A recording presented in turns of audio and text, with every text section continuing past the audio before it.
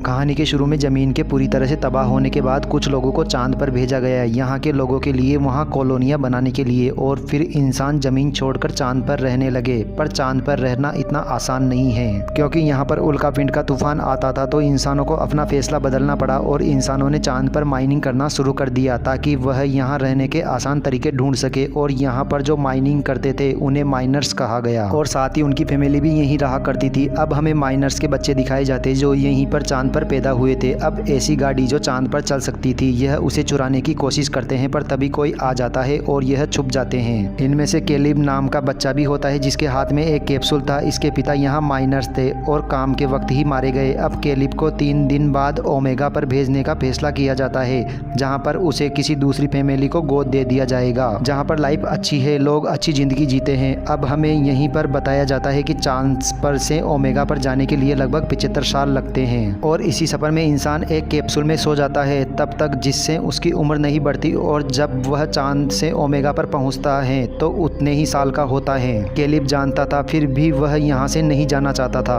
वह उदास था कि वह फिर से अब अपने दोस्तों से कभी नहीं मिल पाएगा। अब एक लेडी बताती है कि अगले दिन उल्कापिंड का तूफान शुरू होने वाला है, तो तुम्हें ओमेगा के लिए निकलना होगा। अब उसे अपने डैड की याद आ रही थी कि वह कैसे उनके साथ यहाँ पर घूमा करता था, कि डैड ने उसे बताया था कि चांद की दूसरी तरफ एक खतरनाक चीज आकर टकराई, जिससे वहाँ पर एक बहुत बड़ा गड्ढा बन गया।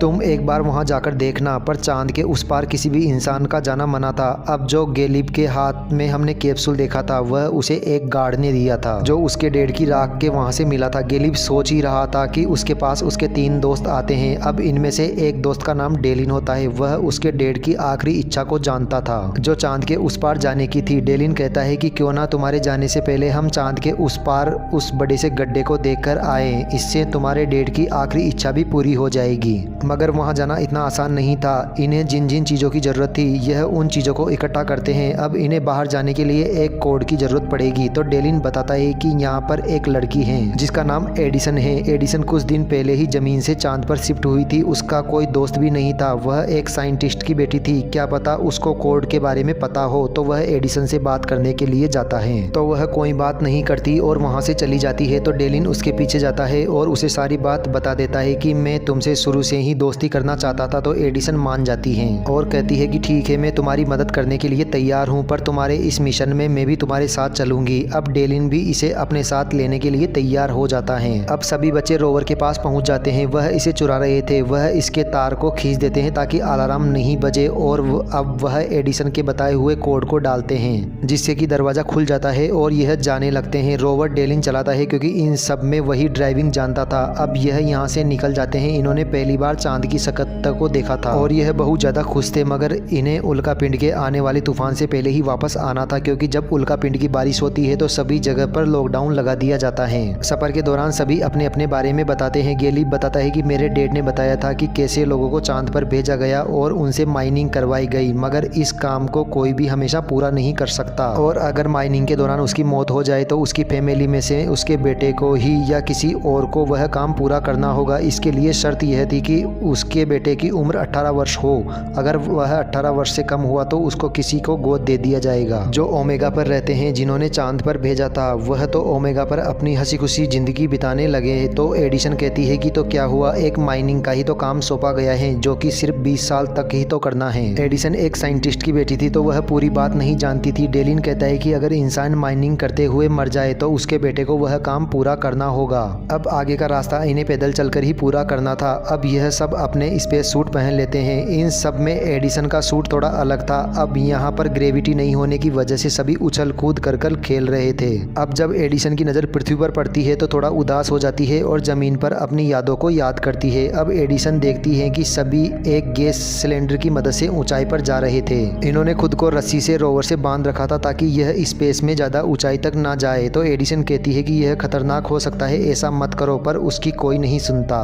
अब जब गैलिब का एक दोस्त यह सब करता है तो एक झटका लगने की वजह से उसकी रस्सी टूट जाती है। इससे वह स्पेस में दूर जाने लगता है। तो यह सब देखकर गैलिब और बाकी सिलेंडर लेकर उसे बचाने के लिए जाते हैं। अब बड़ी मुसीबत से इन्होंने अपने दोस्त को बचा लिया था, पर ऐसा करने से उनकी काफ़ी ज़्यादा ऑक्सीजन खत्म हो गई थी। अब इनके पास इतनी भी ऑक्सीजन नहीं बची थी कि यह गड्ढे तक पहुँच सके। तभी गैलिब को याद आता है कि किसी ने बताया था कि इधर ही पास में एक आउटपोस्ट है, क्या पता हो सकता है कि वहाँ पर ऑक्सीजन मिल जाए। तभी एक दोस्त कहता है कि मैं वहाँ पर नहीं जाऊँगा, मुझे मेरे भाई ने बताया था कि वहाँ पर भूत रहते हैं। तो डेलिन उसका मजाक बनाने लगता है और इसी बात को लेकर दोनों में लड़ाई हो जाती है। तो गैलिब जोर से चिल्लाता है कि हमें समय बर्बाद नहीं करना चाहिए। लड़ाई करके अब फिर से आगे यह उस आउटपोस्ट पर पहुंच जाते हैं जहां बहुत अंधेरा था। इन्हें यहां कहीं इंसानों की परछाई भी दिखाई देती है, जिससे वह डर जाते हैं। पर जब लाइट जलाते हैं तो इन्हें पता चलता है कि वह इंसान नहीं, उनके पुतले हैं। खैर फिर भी इन्हें यहाँ कुछ ऑक्सीजन और खाने का सामान मिल जाता है और फिर यह यहीं रात गुजारने का फैसला करते हैं। डेलिन अपने बारे में बताता है कि मेरे डैड मुझे अकेला छोड़कर चले गए। एडिसन भी बताती है कि मेरे मॉम डैड का डिवोर्स हो गया था। उसके बाद मेरी मॉम मेरे भाई को लेकर ओमेगा प्लेनेट पर चली गई थी। और बातें करते हुए सभी सो जाते हैं, मगर गैलिब और एडिसन अभी भी बातें कर रहे थे। गैलिब एडिसन को बताता है कि मेरे डैड की मौत के बाद मुझे मेरे दोस्त डेलिन ने सहारा दिया। मैं ओमेगा पर चला जाऊंगा तो मेरा दोस्त डेलिन अकेला रह जाएगा और मुझसे वादा करो कि तुम उसके साथ रहोगी। अब सुबह होने पर यह दोबारा से अपना सफर शुरू करते हैं, मगर अब इनके रोवर की बैटरी खत्म हो गई थी और उनकी ऑक्सीजन भी खत्म हो गई थी। मगर इन्हें उल्कापिंड के तूफान से पहले वापस पहुंचना था, तो यह परेशान हो जाते हैं। तो एडिसन ने सिक्योरिटी अलार्म बजा दिया था ताकि अलार्म से तूफान आने से पहले गार्ड इन्हें बचा ले। अब यह उस गड्ढे तक पहुंच जाते हैं जो बहुत बड़ा था। यह सीढ़ियां उतरकर नीचे जाते हैं और एक बहुत ही अजीब जगह पर आ जाते हैं। एडिसन एक बटन दबा देती है जिससे यहाँ पर सब कुछ ऐसे बदल जाता है जैसा पूरा धरती पर हो। यह सब असली नहीं था, फिर भी इन्हें पसंद आता है। जब गैलिब यहाँ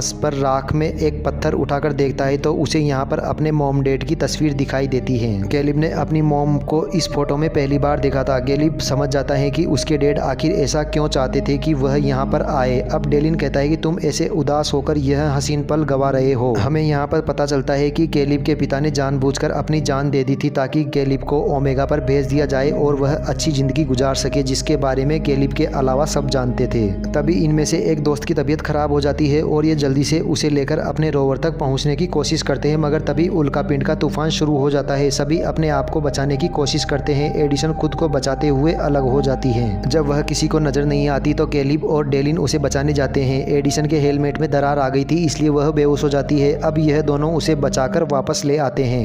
इसी दौरान डेलिन भी गिर जाता है तो उसे गैलिब ने बचा लिया था। सभी रोवर के अंदर आ जाते हैं, मगर तूफान की वजह से इनकी खिड़कियां भी टूट जाती है। अब इनके पास ऑक्सीजन भी नहीं बची थी, बचने की उम्मीद भी नहीं थी, इसलिए अब यह रोवर में बैठकर मौत का इंतजार करने लगते हैं। अब यह जान चुके थे कि अब यह नहीं बचेंगे, मगर यह खुश थे कि हम सभी एक साथ मरेंगे।